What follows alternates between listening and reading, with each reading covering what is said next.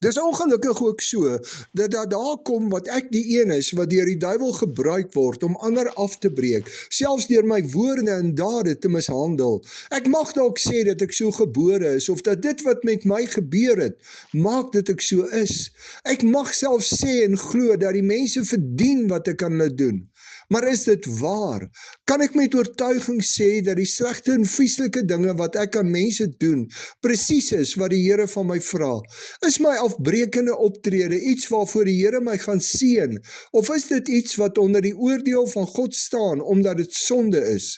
Handelinge 7 vers 58 en 8 vers 1 tot 3 vertel dat Saulus die moord op Stefanus goedgekeur het.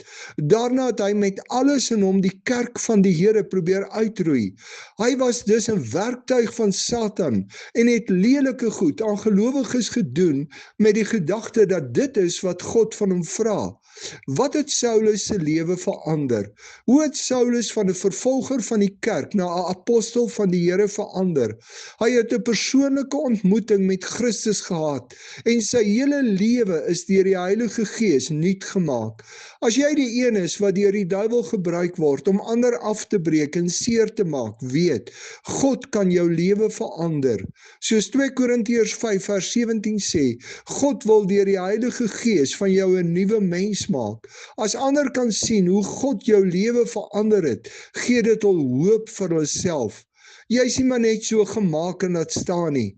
Die Here is nog nie klaar met jou nie. Buig voor God, bely jou sonde aan hom en laat toe dat hy deur sy Gees jou hele lewe nuut maak. Kan die Here deur sy Gees met jou 'n nuwe begin maak?